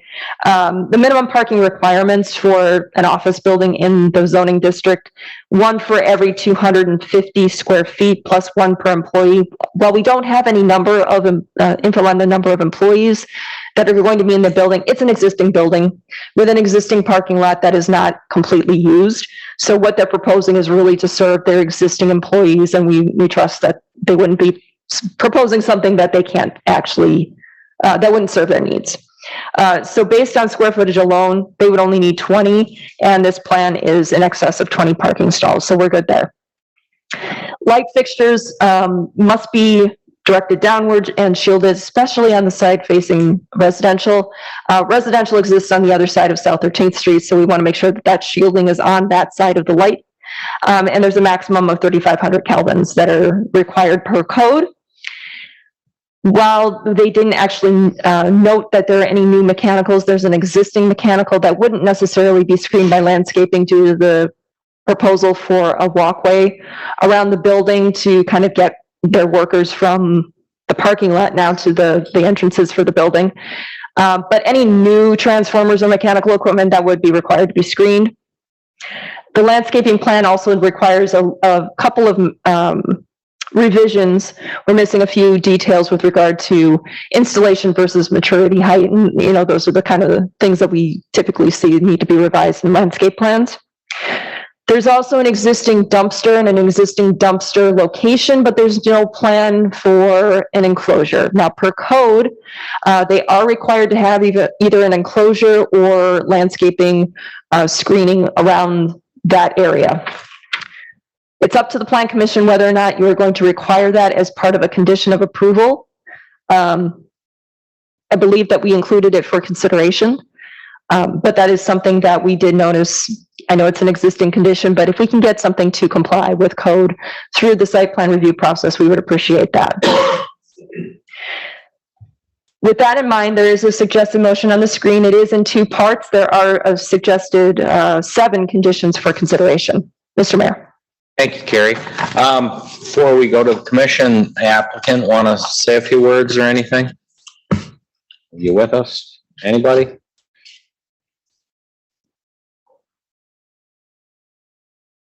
Evening. We'll need your name and address, sir. Yeah, my name is David Bachhuber. I'm with M Squared Engineering. We're the engineering firm that developed the design for this. Our address is North 19, West 6719 Commerce Court in Cedarburg. We don't have any real questions or concerns. Carrie's been good to work with as we've been going through this process. So we're open to any questions that the commission has. Great, thank you. Chauncey, you want to start us off? No questions for me? Don? No questions here. Chris? No questions. Greg? I have no questions and I'm in agreement with the trash enclosure. Ashley? Nothing from me, thank you. Don? Nothing from me. Christine? Nothing here.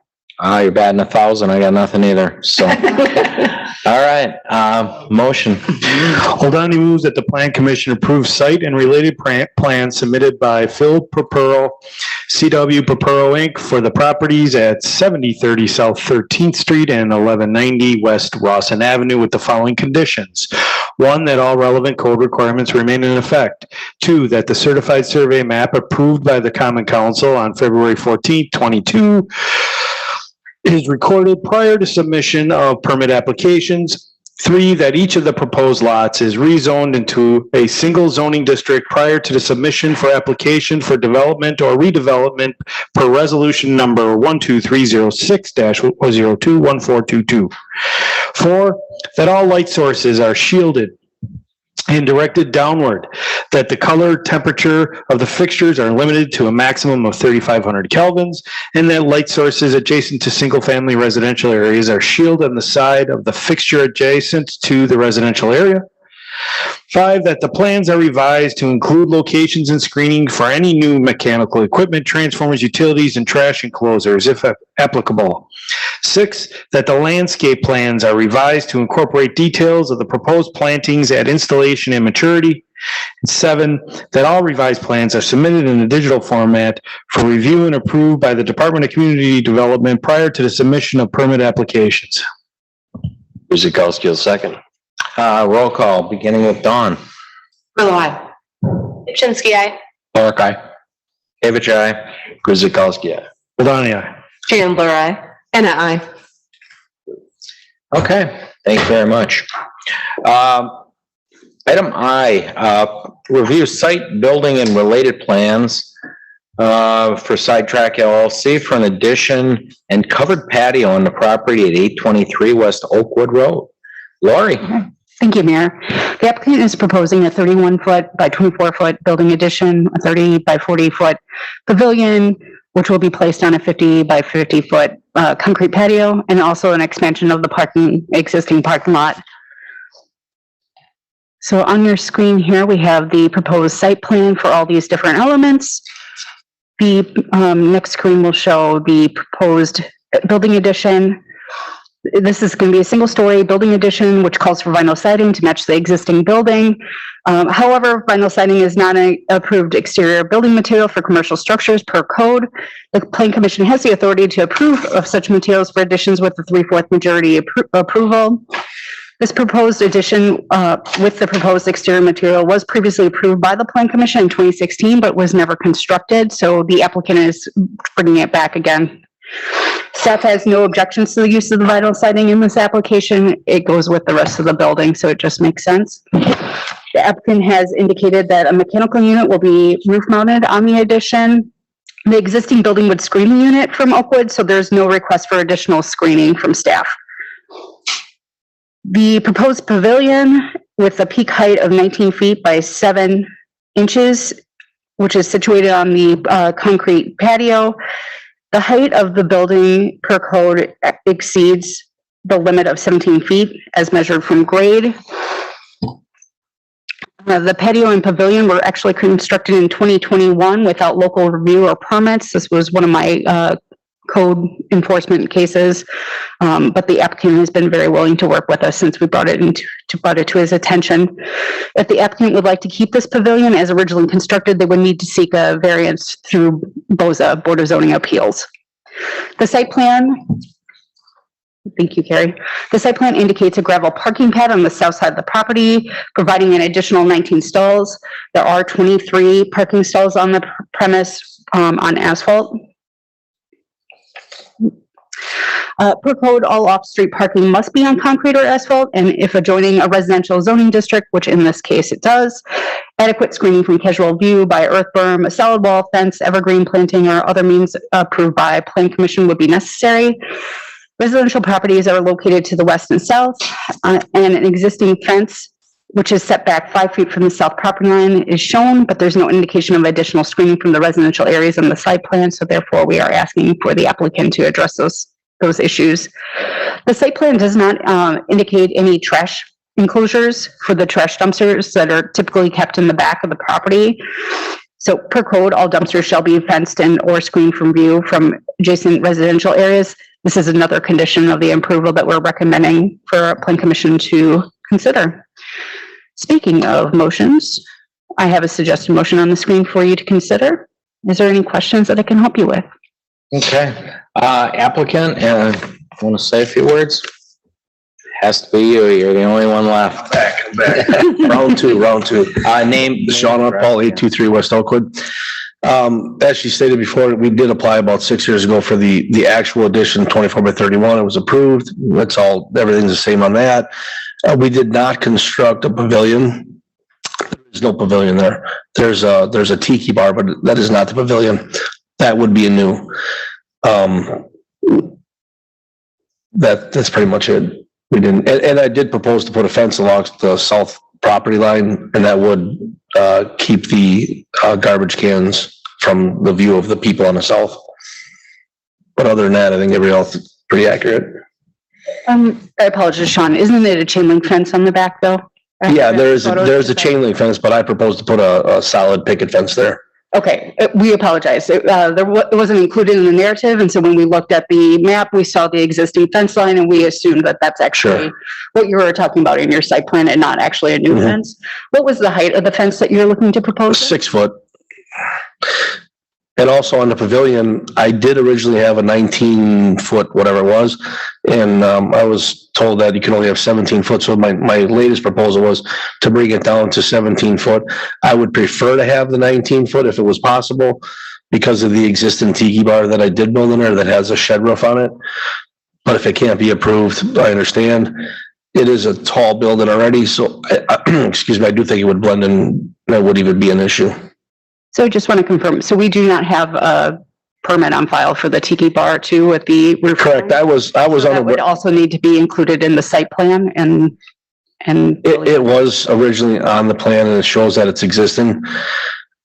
It was just a concrete structure I made out of block, and it wasn't enclosed, and it was under 10 by 15, which I think you normally need a permit in Oak Creek for a shed. It's not really considered a shed. I was unaware I needed to have that approved. That's my mistake.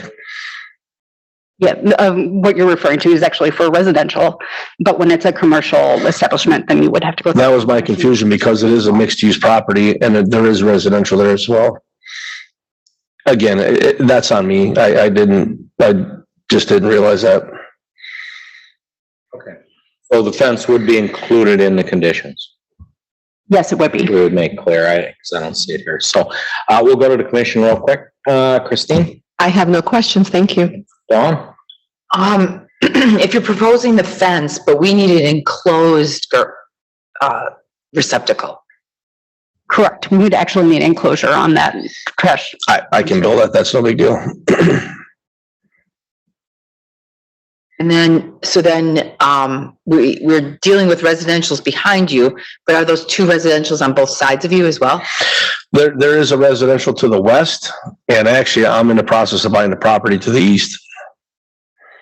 And that is also a business mixed-use property. Okay. So there would not need to be any screening on those two sides? On the west side, there's already a whole line of trees that have been there forever.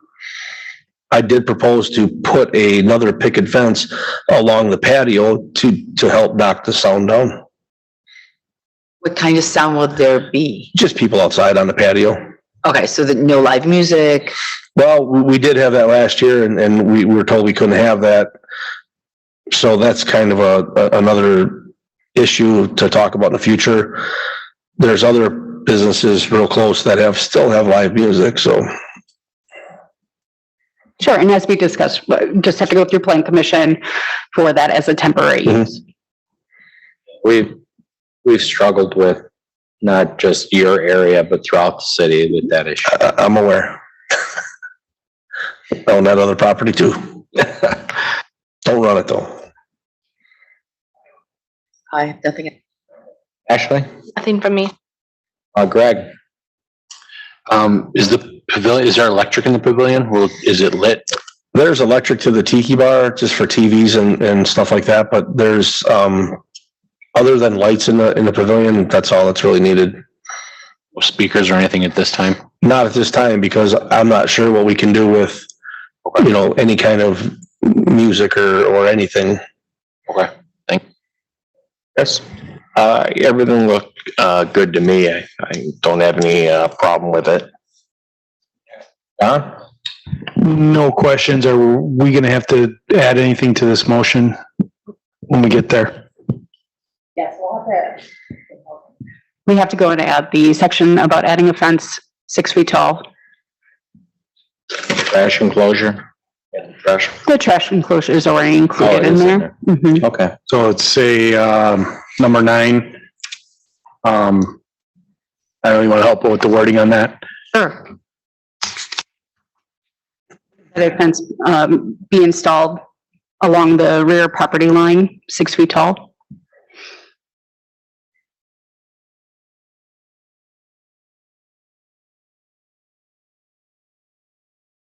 Yeah. Tip, thank you. Chelsea? Yes, one question. I'm just trying to understand the difference with us. You said there's a tiki bar, and then we also talked about a pavilion. So are there going to be both on site? The tiki bar will actually be underneath the pavilion. Okay, okay. And so the pavilion is the area that has to be at 17 feet tall or less. Correct. And Okay. then Mr. Uphull would also have to go and submit building plans for the tiki bar and the electrical work because that all, we were not including that into the staff report, not realizing it's there. Okay, thank you. Most of my stuff's been answered. So if he wanted to try to keep that remaining at 19.7 or whatever it's depicted at, he would go through BOZA for that? That's correct. Okay. How about the music as well? That's not part of this proposal. Music would be a whole different thing coming through us on a temporary use. It would be a temporary use permit. Is it gonna come to us here though, or no? If he so decides, right? It comes- Correct. If Mr. Uphull decides That's to go not part forward of a with it. motion right now, right? Oh, no. No, it's not. I'm not concerned about that right now. Yeah, we'll get through this one first. Okay, I think you guys and ladies got it all covered, so can't see anything else. Bonnie moves that the Plan Commission approves the site and building plan submitted by Sean Utfall, Sidetracked LLC for the property at 823 West Oakwood Road with the following conditions. Number one, that all relevant code requirements remain in effect. 2, that landscape plans be submitted to the Department of Community Development for review and approval to show adequate screening of the proposed fence, parking, and patio areas. 3, all gravel areas must be paved to meet code requirements. 4, that all mechanical equipment shall be screened from view. 5, that the plans are revised to include details for a required trash enclosure. 6, that the use of vinyl siding for exterior building materials is approved by a 3/4 majority of the Plan Commission. 7, that the height of the pavilion should not exceed 17 feet as measured from grade. The applicant may submit a Board of Zoning Appeals application to seek a variance for the height of the pavilion within 30 days of this Plan Commission review. 8, that all detailed revised plans are submitted in digital format to the Department of Community Development prior to submission of permit applications. And 9, that a fence is to be installed on the rear of the property at a height of 6 feet tall. Guzekowski will second. Roll call, beginning with Ashley. Chichinsky, aye. Clark, aye. Kavich, aye. Guzekowski, aye. Goldani, aye. Chandler, aye. Anna, aye. Bill, aye. Okay. Thank you very much. Fine. Thanks for your patience. Appreciate it. Before we get to adjournment, just a couple announcements. Spring is here. We're actually 1 month away from the farmer's market. Dawn, you want to plug it? Yes, May 14, 4 weeks earlier. So pray for no snow. There's no such thing as snow after opening day, ain't that right? So, and again, it is holiday season. If you still celebrate, please enjoy.